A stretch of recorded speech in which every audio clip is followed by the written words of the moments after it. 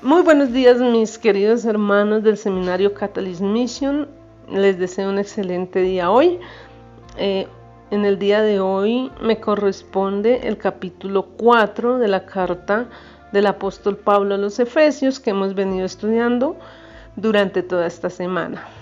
El capítulo 4 es un poquito más extenso, tiene 32 versículos, pero están enfocados básicamente en un mismo propósito. Yo le he hecho una división en 3 partes de la siguiente manera. La primera parte iría del versículo 1 al versículo 6 y nos habla de nuestra identidad como cristianos y nuestro llamado hecho por el Señor. Dice el versículo 1: yo pues preso en el Señor, os ruego que andéis como es digno de la vocación con que fuisteis llamados. Esto nos habla de identidad, ¿verdad?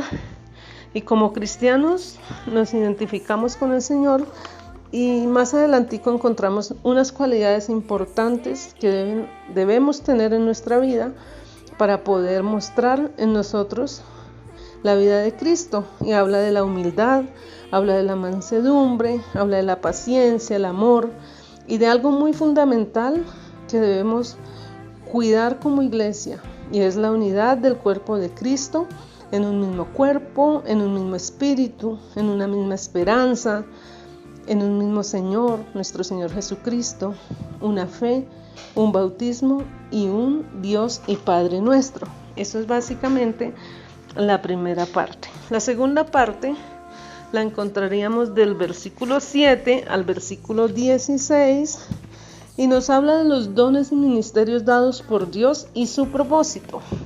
Entonces, en el 11 leemos: y él mismo constituyó a unos apóstoles, a otros profetas, a otros evangelistas, a otros pastores y maestros, a fin de perfeccionar a los santos para la obra del ministerio, para la edificación del cuerpo de Cristo, hasta que todos lleguemos a la unidad de la fe y del conocimiento del Hijo de Dios, a un varón perfecto, a la medida de la estatura de la plenitud de Cristo.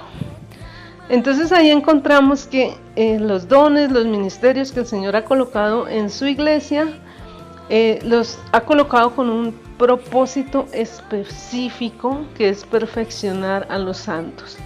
Es que la iglesia sea perfeccionada hasta que un día podamos llegar a la estatura de Cristo. Entonces, básicamente, ese es el propósito de los dones y ministerios en la iglesia.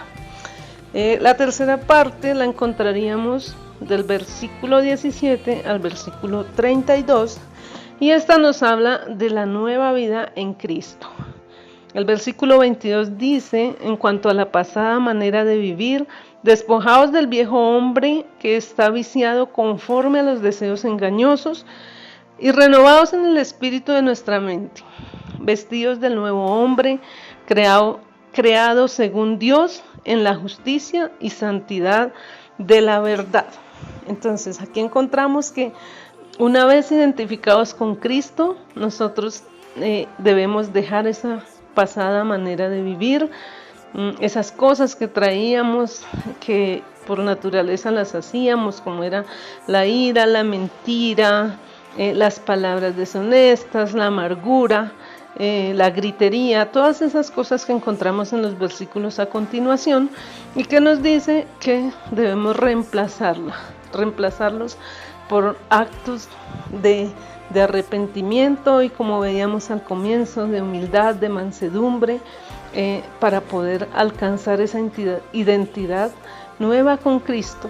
Entonces es básicamente lo que el Señor nos enfatiza en este capítulo, cómo nuestra vida debe ser transformada, cómo debemos nosotros mostrar en nuestro diario vivir esos frutos que nos identifiquen como hijos de Dios, y que lo vamos a lograr poco a poco, lo vamos a lograr a medida que tengamos comunión con el Señor, a medida que nos esforcemos por vivir cada día para Él.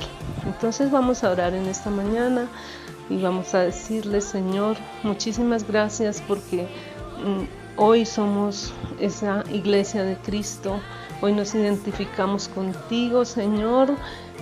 Ayúdanos para que podamos mantener esa unidad en Cristo, para que podamos vivir como es digno de ese llamado que tú nos has hecho, Señor.